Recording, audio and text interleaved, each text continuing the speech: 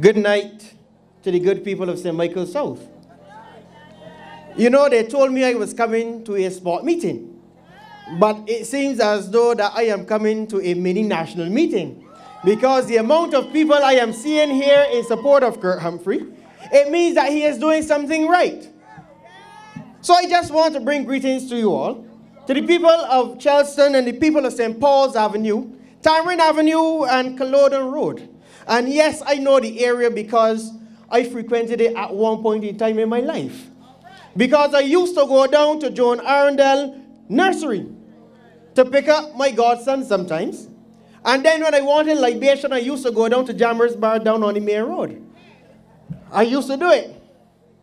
And in doing so, it gives me great pleasure to come here to you in St. Michael South to endorse a man that I know well. And the chairman introduced me as a good friend of Kurt Humphrey. And it is true. And he's not just a friend, he's a comrade.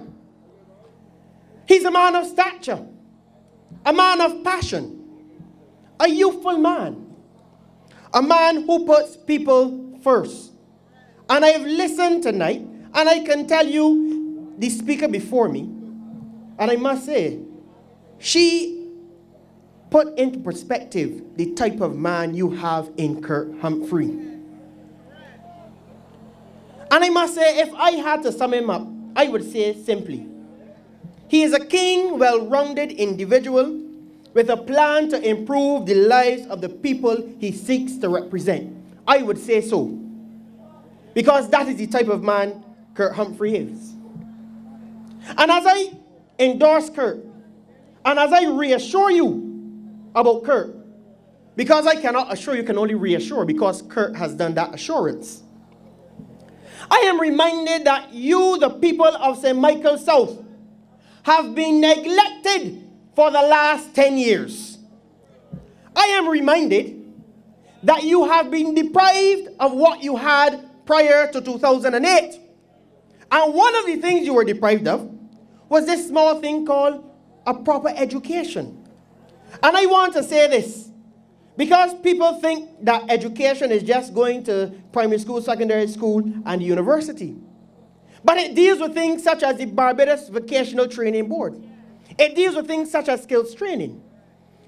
And we need to understand, within this country, and more so within this constituency, if you do not have the opportunity to develop yourself through education, things will be harder for you.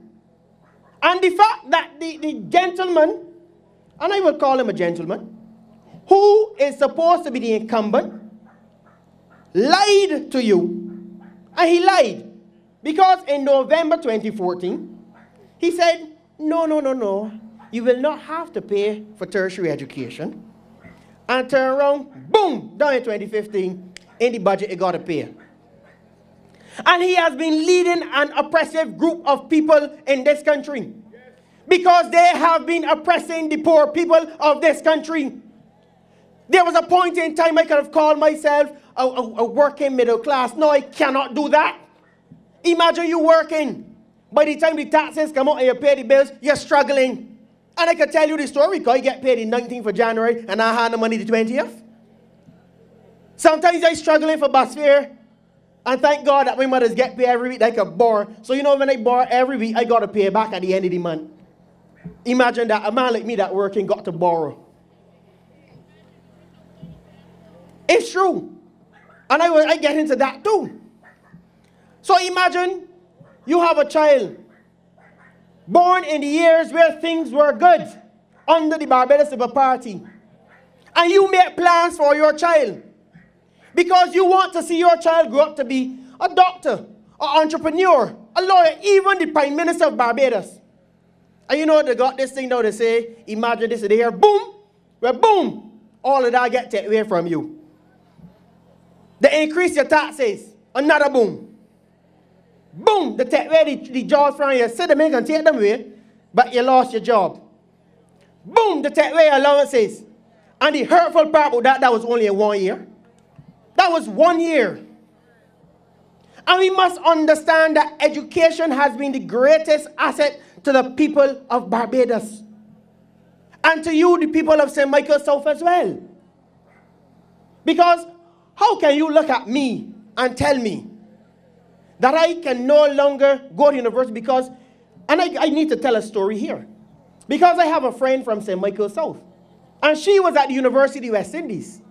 She was already struggling to pay the $1,000 when the year come to go to university. So imagine when the fees were imposed upon her, what happened to her? She had to drop out. And therefore, she was not able to develop herself. She was not able to bring betterment to her family as she wished to. And now her dreams have been pushed back by 5 years. So imagine she wanted to own a little piece of house, you know, nothing fancy, just something to rest her head. She cannot do it because she cannot get a job to pay her the money she would want to be paid. And that is a serious thing. And these are the things that you in this constituency need to deal with from the Stewart and Company. And I did not really want to call his name tonight because really and truly, it is not worth calling at some points in time. And that is the truth. But you have dashed the hopes of young people within this constituency. And Juanita with her children, tell me, if the Democratic Labour Party was to get back in, God forbid, and Lord knows I'm a praying man who will put on sackcloth and ashes. I would. But imagine she has a plan and she wants to see her children move forward.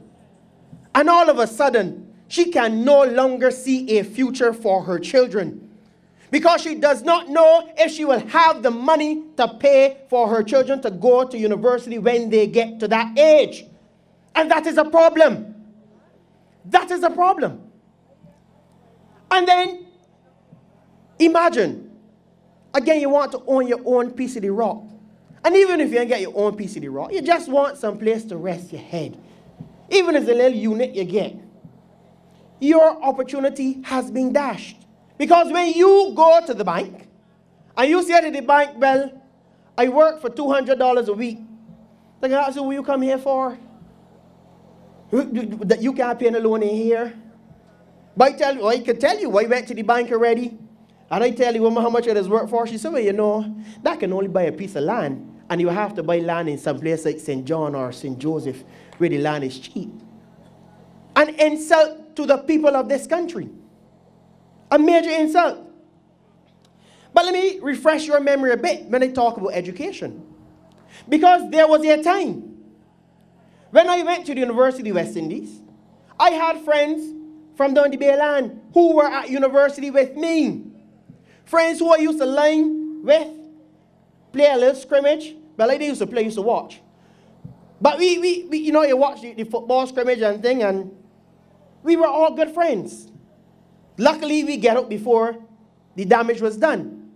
But what happens now when they want to send their children or their younger siblings need to go? Nothing. They cannot see the dream that I have. They cannot see the dream that their brothers and sisters have. They cannot see the dream that their parents have.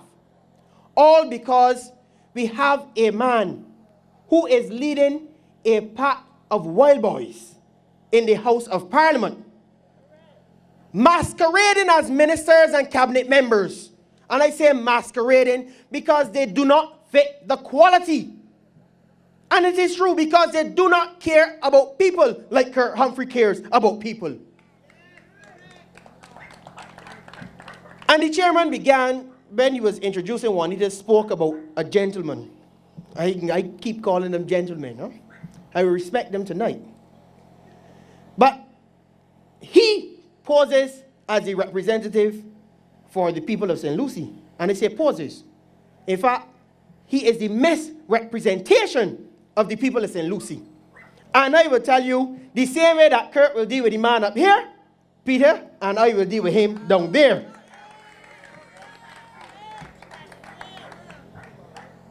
But my question to them, because I know they watch, and my simple question to them is, how dare you have enjoyed the fruit of our foreparents' labor. How dare you have enjoyed the sweets of what your foreparents have left for generations to come, and instead of replanting the seed, because it is like a cane ground, man. This is what you have to do. When you cut the cane here now, you know you have to replant a little seedling here. But they have not done that. What they have done to the people of Barbados, and especially the people of St. Michael South, is that they have cut the cane, reap the sweets, and then plow out the ground and never plant back nothing. So all that growing there now for we is river tamarind. That is exactly what they have done. And I have been questioning from 2013, and up to now nobody can answer me. And I will continue to ask the question. How is it that in 2007, less taxes, we were able as a government, the Barbados Labour Party, and I want you to listen carefully, because I have a passion for education. And in 2007, the Barbados Labour Party paid $116 million in tuition for Barbadians. And imagine, 10 years after, more taxes, because you're paying taxes out of places that you can't see. And they cannot pay $75 million for the same university education. Something is wrong. Where has the money gone? What are you doing with the people's money? Those are the questions we need to ask. And I want you to tell, listen, because he can come at your door to canvass at some point in time. He don't come?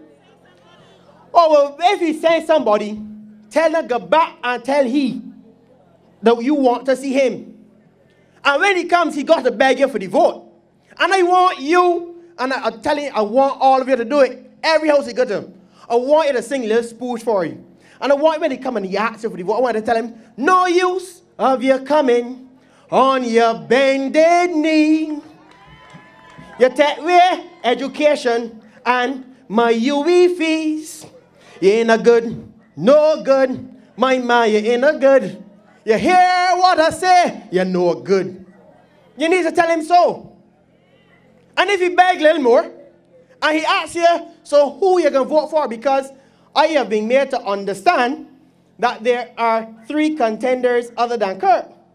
So I just want you all to know that the 3 of them belong to the Democratic Labour Party too here. Because them third parties supporting Democratic Labour Party. I want you all to understand that. So I want you when they come, I want you to tell him and them, step aside now. Kurt has come to take over.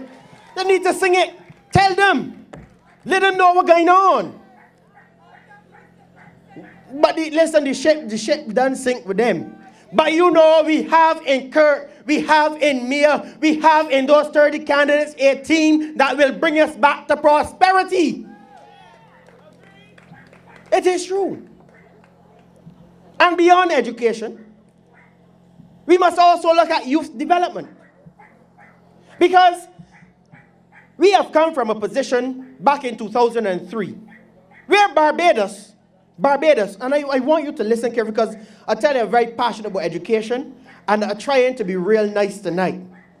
So I went and I did a lot of research. In 2003, Barbados had the 3rd highest internet penetration in the Western Hemisphere, behind only Canada and Bermuda. Which meant that at this point in 2018, we should have been the #1 developed, not developing, the #1 developed country in the world.